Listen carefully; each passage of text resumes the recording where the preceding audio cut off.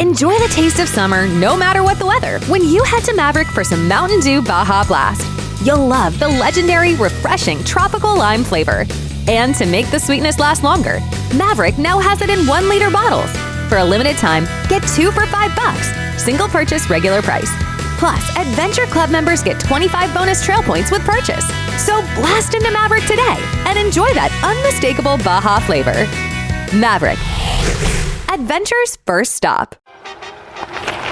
Minnesota has some of the best mountain biking in the country. From gorgeous reclaimed iron mines to the rocky terrain of Lake Superior's North Shore. Discover what makes Minnesota the star of the North. ExploreMinnesota.com.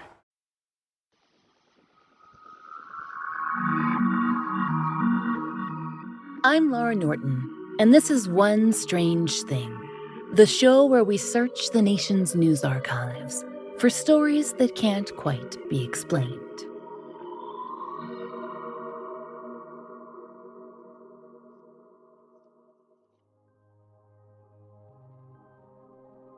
Strangers, it's officially the holiday season. And if you're anything like what Time magazine forecast will be 100-odd million Americans this year, you're probably going to be taking to the skies to travel home and celebrate your familial tension. We mean togetherness. There's something admittedly special about the liminal space of an airport. This time of year, yes, it's excruciatingly crowded, and yes, you forgot to empty your water bottle out before security. You always do forget, and now you're holding up the line. Nice job. But you're bathed in nostalgia too, and the comfort of knowing you'll be home for the holidays. Sure, the airport is nobody's favorite part of the journey, but it's our vessel to the good stuff. Your hometown airport greets you on your arrival in the same way it does for everyone, and the way it always has. And therein lies the comfort. Like here in Atlanta, we slip into the calm certainty that it will always take 3 hours to progress from our gate to baggage claim, and that anyone that you've asked to pick you up outside will no longer be speaking to you after they've sat in a circle of gridlock traffic. Really, there's nothing that beats coming home, is there? Unless, that is, you fly into or out of Denver International Airport. With apologies to Colorado, we must advise that comfort is not what you'll be greeted with there, unless a giant demonic horse gives you the warm and fuzzies. If that's the case, well, we guess you should book a ticket, because Denver has got you covered. There's a thing you need to know about Denver, beyond the mile-high designation, and it's about that airport. We'd be remiss if we didn't point out that the Denver International Airport is absolutely steeped in very, very weird rumors. Now, that's not necessarily our focus today, and it could frankly constitute an entire episode all on its own, so we'll give you the Cliff Notes version. The New Zealand Herald put it nicely in 2018, quote, "Inside the terminal, a gargoyle pops out of a suitcase at baggage claim, and a mysterious plaque states that the airport was paid for by the New World Airport Commission, which doesn't exist. And the strange post-apocalyptic murals within the airport, which have since been removed, certainly didn't help. Many, including the Telegraph, point out that the physical runways at DIA are arranged in a shape best described as swastika-esque, which is not the case at any other airport, just FYI. And we were relieved to learn that. But what's going on in Denver? And the Herald also nods to a long-running conspiracy that the Denver International Airport is hiding something underneath its enormous footprint.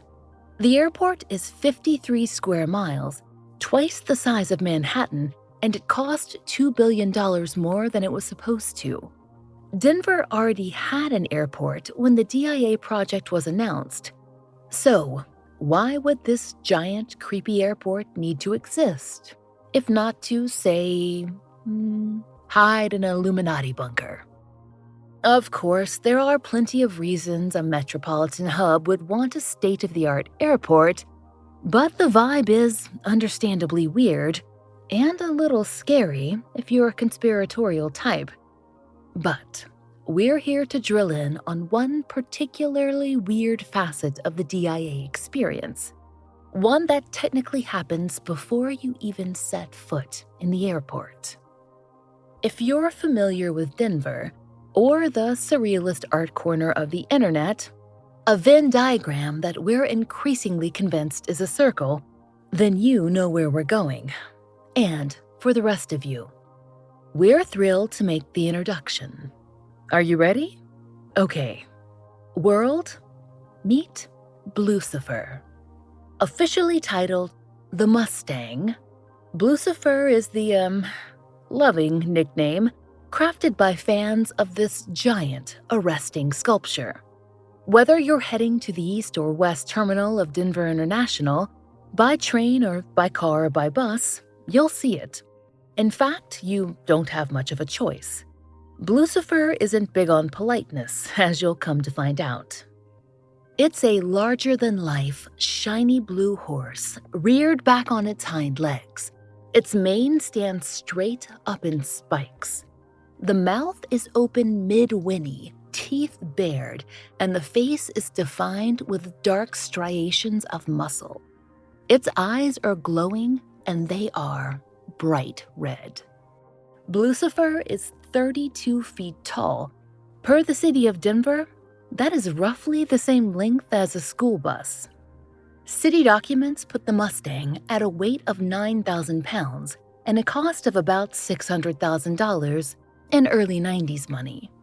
Today, that would be about $1.3 million of pure blue horsitude.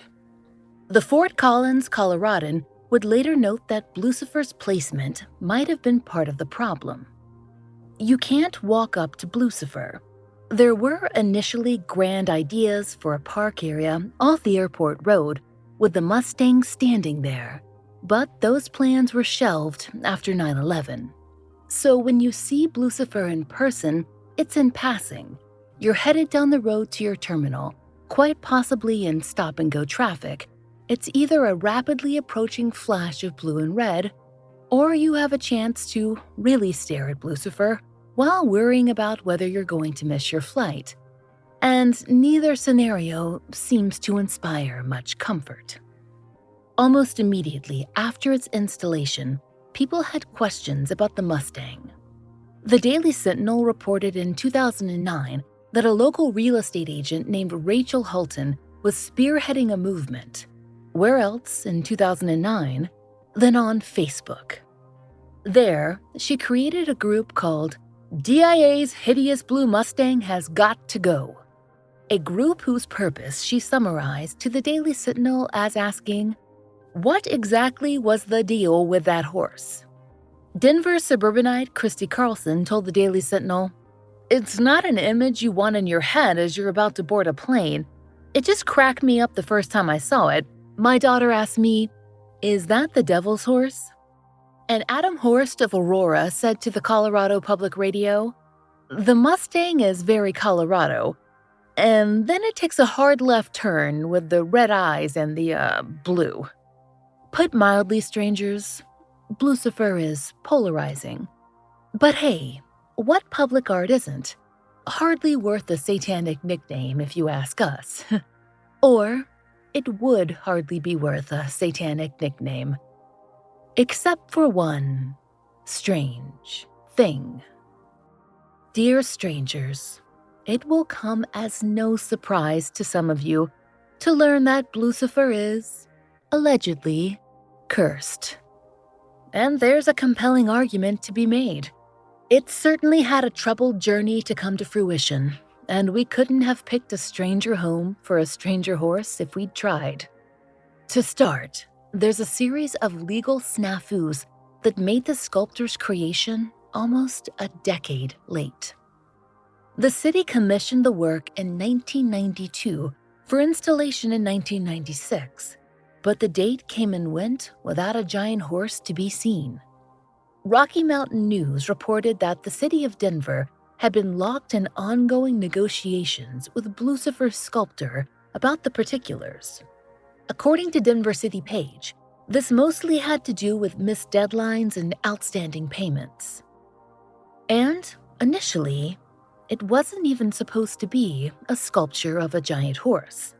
According to the Denver Post, part of the logistical snarl had been that the proposal was initially for a sculpture of a buffalo stampede, but that was deemed inappropriate because buffalo had been hunted nearly to extinction in the West.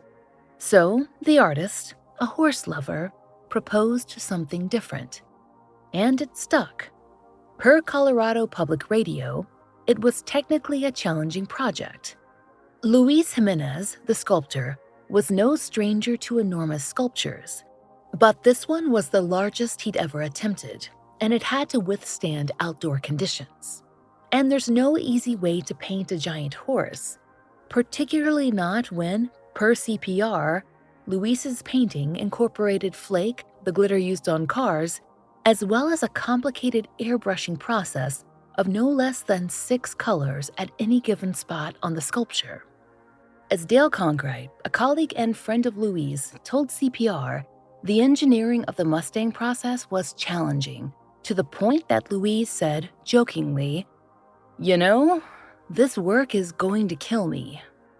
Strangers, the horrible, tragic thing about that statement is that Luis was right.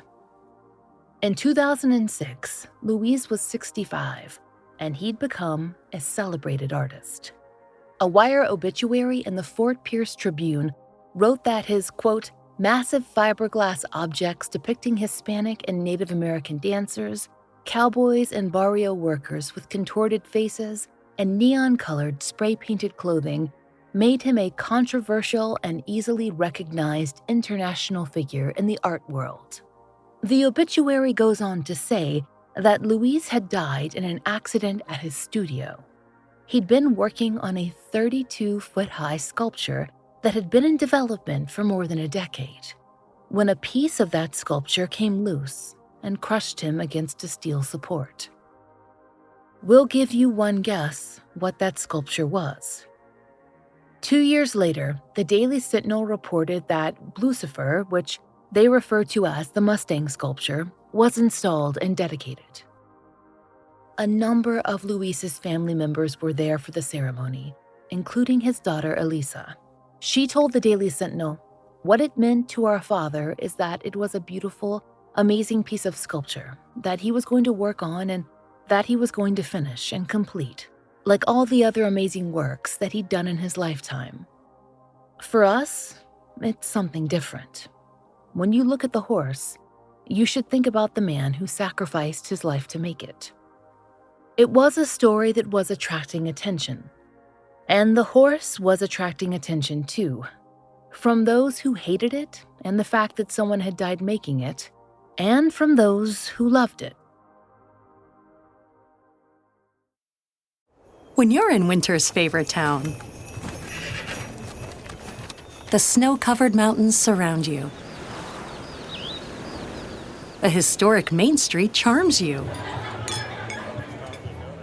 And every day brings a new adventure. Welcome to Park City, Utah.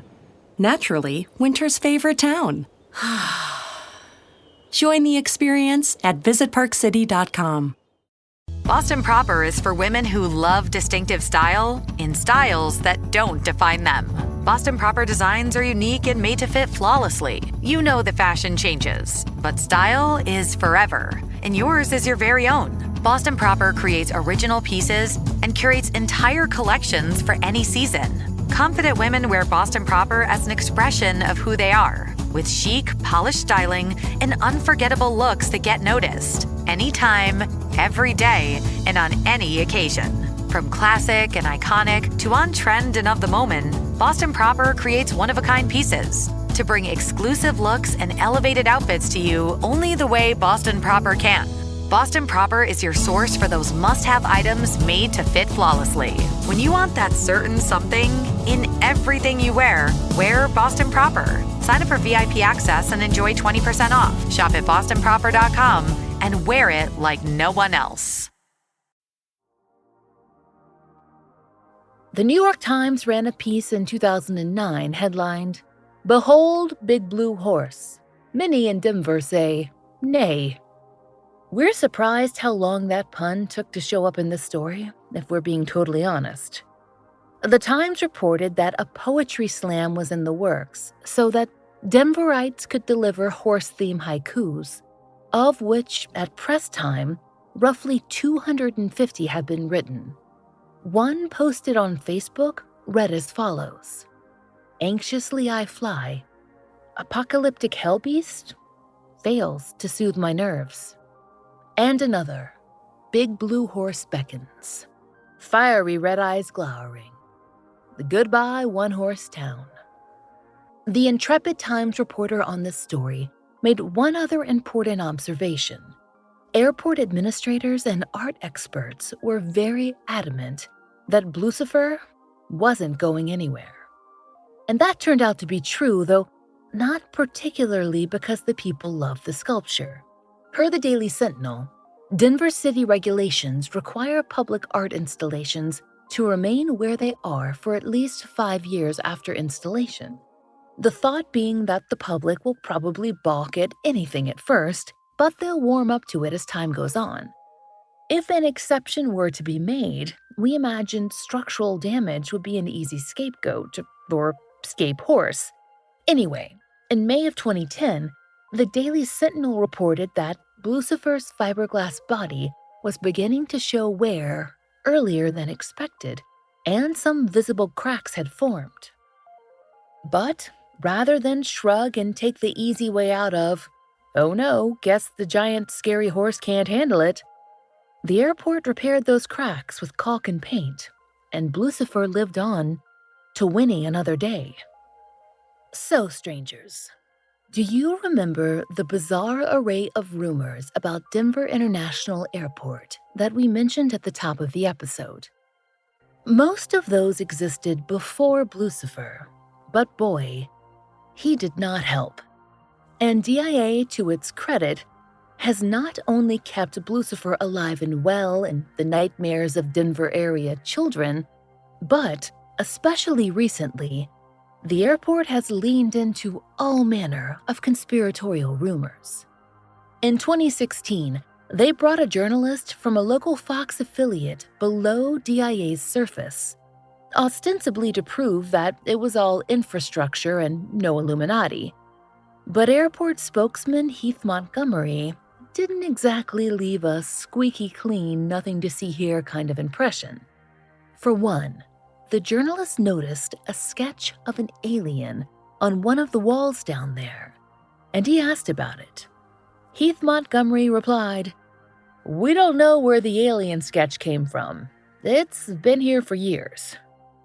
And walking the journalist through maintenance and storage areas, Heath added, "There's actually another sub-tunnel system that goes under here, and I know this is going to sound sketchy, but we actually can't go down there for security reasons."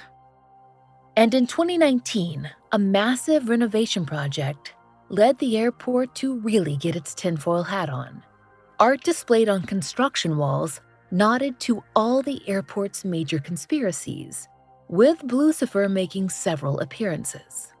According to the Herald, one such construction wall read, "Construction or cover-up?"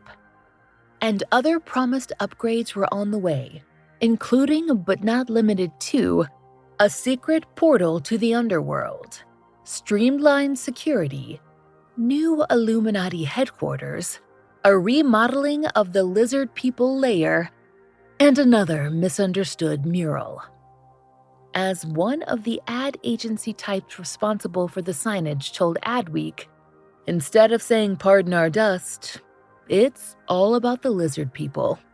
And as people who were all about the lizard people ourselves, we can't help but love it. Perhaps, strangers, there is a happy ending to this story, or a sad one depending on how you feel about Bluecifer. He's very much still standing outside DIA, and against all odds, Denver seems to have fallen in love with him.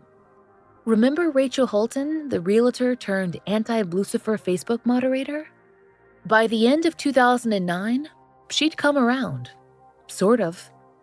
She told the New York Times, "In the process of being personally attacked through email, and through learning more about the piece, I've shifted gears from, I don't think it's appropriate, to, let's try and understand it." And long after the 5-year deadline to humor new public art, the airport has made no plans to remove the horse. In a 2019 interview with Colorado Public Radio, airport spokesperson Stacy Stegman said Bluecifer has survived extreme weather and graffiti, and constant calls for the airport to do silly things like, quote, paint him orange like the Broncos and stop scaring children. But Stacy assumed that there would be an absolute uproar if anything were to happen to Bluecifer now. She said, "We'll chain ourselves to the Mustang. He's not going anywhere." And really, that's the thing about public art. It exists for the sole purpose of being observed, and by observing it, we all participate. Whether you love it or hate it or just get a weird vibe, if you had a response to the art, it means the art won. And in that sense, as far as we're concerned, Bluecifer stays winning.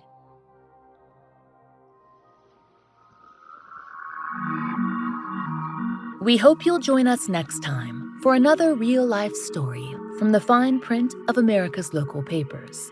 From the lives of regular people, just like you and me, except for one strange thing. Oh, and strangers, One Strange Thing is an independently produced podcast. To support the show and hear more of the entirely true and enticingly peculiar, join us over on Patreon.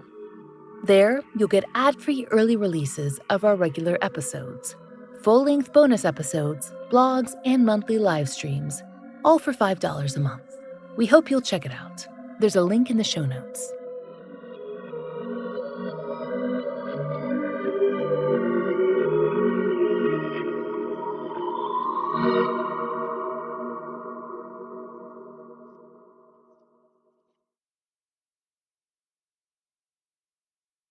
This episode is brought to you by Progressive Insurance.